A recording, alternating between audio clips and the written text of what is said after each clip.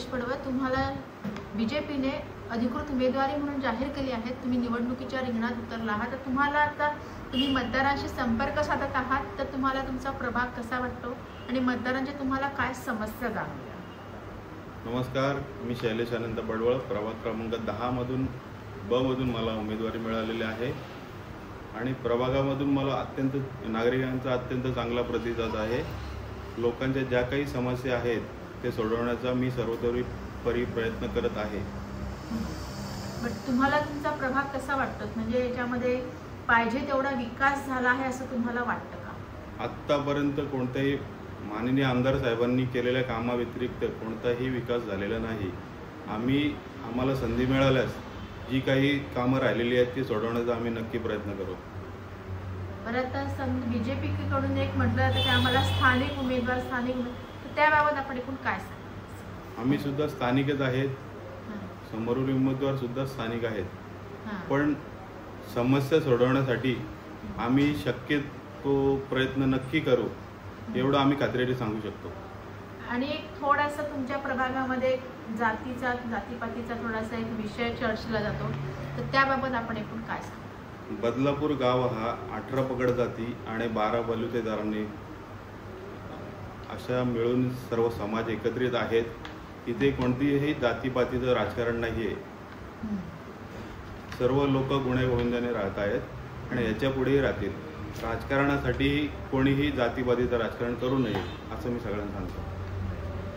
तुमच्या प्रभागाचा विकास करायचा झाला तुम्ही काय साधारणतः कशा पद्धतीने करणार आहात? तुम्ही आज मतदारांसमोर जात आहात तर साधारणतः कुठले मुद्दे घेऊन जाता? सर्वात पहिला मुद्दा आहे पाण्याचा. त्याच्यासाठी आमदार साहेबांनी टाक्या सँक्शन केलेल्या आहेत, त्याच्या वर्क ऑर्डर सुद्धा रेडी आहेत. त्या आचारसंहितेनंतर तेही काम चालू होईल. हा पाण्याचा समस्या आम्ही आमदार साहेबांच्या माध्यमातून सोडवू. कचऱ्याची समस्या असेल त्याही आम्ही प्रत्येक ठिकाणी जाऊन आत्ता प्रचाराला फिरत असताना कोणतंही काम झालेलं नाही. जे आधीचे नगरसेवक होते त्यांच्या माध्यमातून कचऱ्याची समस्या 8 दिवस 10 दिवस गाड्या येत नाही. आम्ही रेग्युलर गाड्या पाठवू आणि कचऱ्याची समस्या नक्की सोडतो. पाण्याचाही मोठ्या प्रमाणात पाण्याचा महत्त्वाचा मुद्दा तर आहेच. आपली लोकसंख्या आहे 4 लाख, पण जी पाण्याचा आपण साठा आहे तो 1 लाख लोकांसाठी अवेलेबल आहे. त्यामुळे नियोजन करताना त्या गोष्टी होत नाही. तरी पण आमदार साहेबांच्या माध्यमातून आणि आमच्या माध्यमातून जे काही शक्य असेल ते लोकांपर्यंत पोहोचवण्याचा नक्की आम्ही प्रयत्न करत आहोत. बरं, तुमच्याच प्रभागामध्ये आमदार किसनराव कथोरे हे राहतात, त्यांचं तुम्हाला पाठबळही मिळत असेल, तर तुम्हाला काय वाटतं की इथल्या भागांमध्ये किसनराव कथोरे आला म्हणजे त्यामुळे तुम्हाला फायदा होऊ शकतो का ह्या निवडणुकीत?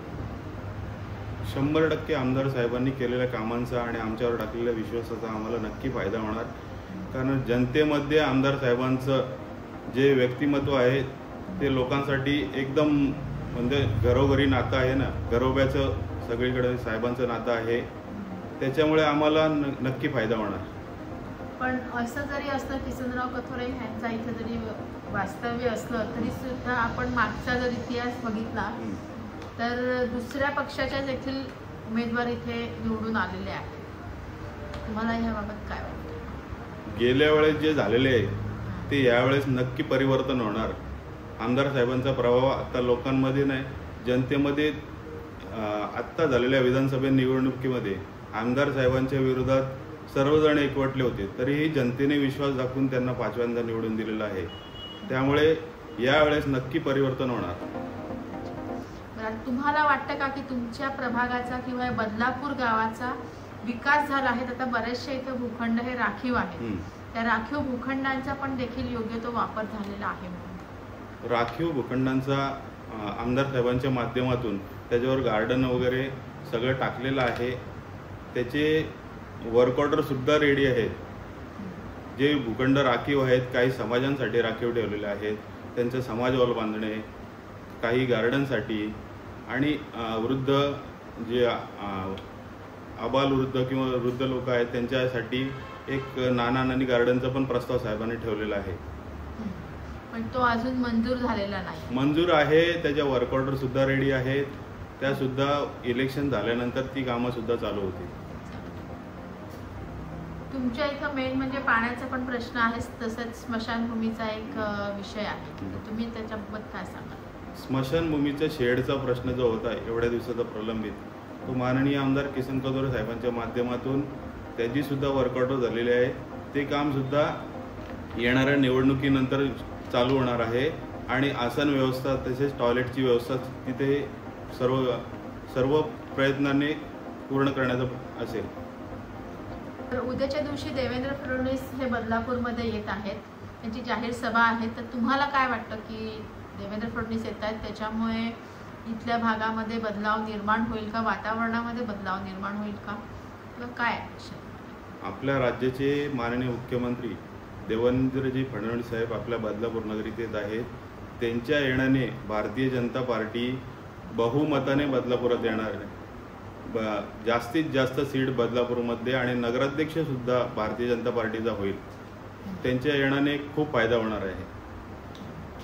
आता 2 डिसेंबर रोजी मतदान आहे, तर तुम्ही मतदारांना काय आवाहन करू इच्छिता?